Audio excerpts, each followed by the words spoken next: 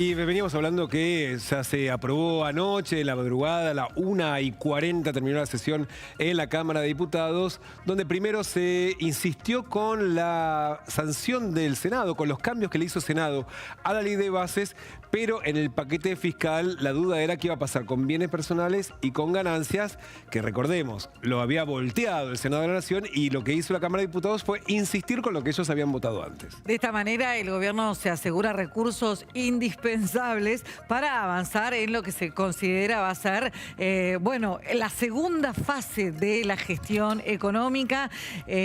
Hay una impresión instalada de que ya se agotó la primera parte del plan económico y que ahora se necesitan nuevas medidas, se necesitan señales sobre el nuevo rumbo. Este es el puntapié inicial, porque a partir de ahora lo que se va a estar mirando con mucha atención son los movimientos de Caputo y cuando anuncia la reducción del impuesto país, que es lo que, todo el mundo está esperando porque es el camino de salida, es el principio del camino de la salida del cepo. Pero antes que eso, vamos a ver cómo quedó y cómo te va a impactar lo que se aprobó ayer en diputados, porque hay cambios muy, muy fuertes que empiezan a operar ya a partir del mes que viene. El primero es ganancias. Vamos rápido porque lo dijimos ya muchísimas veces. El mínimo no imponible, 800.000 nuevos trabajadores vuelven a pagar ganancias porque el mínimo no imponible, que hoy está en 2.400.000 pesos, va a pasar a 1.800.000 pesos de sueldo bruto para casados con 2 hijos. Es una fórmula, se adapta a cada familia, por supuesto. Y después tenés 1.500.000 pesos para solteros sin hijos. Son los nuevos topes. Hay que decir que estos mínimos, quienes cobran esto, van a pagar muy poquito del impuesto a las ganancias, pero vuelven a pagar y que toda la escala dejó de tener las distorsiones que tenías antes, que enseguida apenas superabas el mínimo no imponible, caías a la alícuota más alta de 35%. Eso ya no pasa más, pero hay 800.000 personas que no estaban pagando y ahora sí van a pagar. Otro cambio fundamental para monotributistas y también autónomos, hay que decirlo, los cambios en el monotributo. Hay nuevos topes, el nuevo tope de la categoría máxima, obviamente seguís teniendo las escalas, pero para darte una magnitud del aumento que permite ahora facturar monotributo. 68.000 pesos es la cuota, no la cuota, sino el tope de facturación máxima. Una persona que factura poco más de 5 millones por mes, 5,5 millones por mes, puede quedarse dentro del monotributo. Hoy ese límite es de apenas arañando el 1.000.000 de pesos.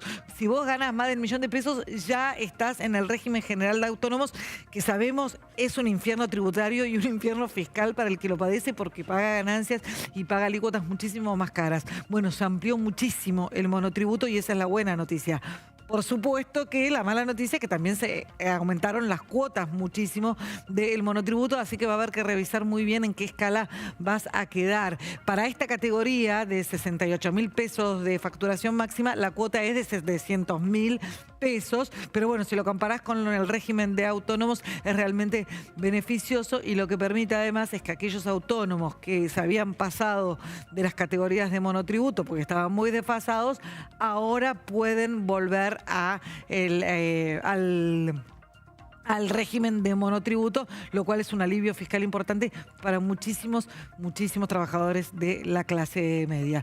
Tenemos una plaquita más que ya tiene que ver con, acá lo que te decía, bienes personales. Bienes personales, con la misma lógica de ganancias, es un mínimo no imponible. Hoy estaba en 27 millones de pesos. O sea, una persona que en su patrimonio tiene unos 25.000 dólares, pagaba bienes personales como si fuera un rico. Bueno, ahora ese piso se pasa a poco menos de 100.000 dólares, son 100 millones de pesos, y yo lo hablo en dólares porque más o menos como uno mide su patrimonio, que en general son propiedades, autos. Entonces, nuevo mínimo 100 millones de pesos. Esto hace juego, ya te lo explicamos varias veces, con el blanqueo del que se espera ingresen unos cuantos dólares.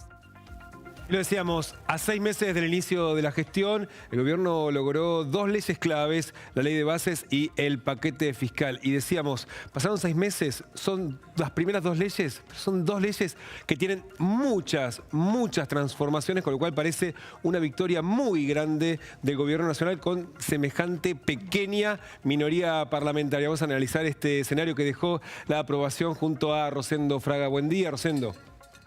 ¿Qué tal? ¿Cómo estás? Gracias por llamarme. Al contrario, gracias por atendernos como siempre. Tu lectura sobre lo que dejó este camino de 6 meses con esta aprobación. Bueno, ha sido un camino trabajoso que al gobierno le ha requerido experiencia. Y yo diría que lo más valioso en este momento es esa experiencia que ha obtenido el gobierno, porque este freno de la iniciativa durante más de 6 meses, ¿no es cierto?, ha sido un costo importante. Hacia adelante, esta experiencia es muy importante, porque ya vienen cuestiones nuevamente al Parlamento que van a ser complejas, como la actualización del régimen jubilatorio, que tiene ya media sanción en diputados, con más de 2/3 de los votos presentes, y que el Senado va a aprobar en los próximos días. Y el presidente ha anunciado que lo va a vetar. Bueno, ¿qué quiero? Bases, un capítulo importante, pero en el marco de un proceso, ¿no es cierto? No es el final ni la llegada. Rosendo, en el marco de ese proceso, ¿qué se puede esperar? ¿Una mayor fortaleza política del gobierno hacia adelante o más bien todo lo contrario? Porque ahora hay que decir, ya a la oposición no le va a caber el sallo de la falta de gobernabilidad y que no del obstruccionismo y que no le dieron las herramientas. Ahora el gobierno tiene las herramientas. Con los hechos políticos generan ventajas y desventajas. El tema es saber utilizar este cuadro a favor, ¿no es cierto? Yo creo que lo que tenemos por delante va a estar, por un lado, en los nuevos avances que va a necesitar el Ejecutivo para sus reformas, que no se agotan en la ley base, pero por otro lado, en la evolución de la situación económica, que es compleja, y una situación en la cual el desempleo está empezando a ser una prioridad creciente para la sociedad. Es decir, yo creo que acá está el punto. El gobierno ha demostrado capacidad política, pero la situación económico-social sigue siendo el gran problema a resolver. Rosendo, hablabas de la capacidad política que demostró el gobierno. Fue clave anoche el aporte de los votos catamarqueños de Unión por la Patria, que le dieron también al gobierno más holgura para aprobar, por ejemplo, el impuesto a las ganancias. Quería tu reflexión sobre cómo logró el gobierno, con mucha distancia ideológica, incluso sumar a gobernadores de Unión por la Patria. Mirá, yo te diría que no es muy diferente a lo que sucedió semanas atrás con la aprobación de la ley bases en diputados.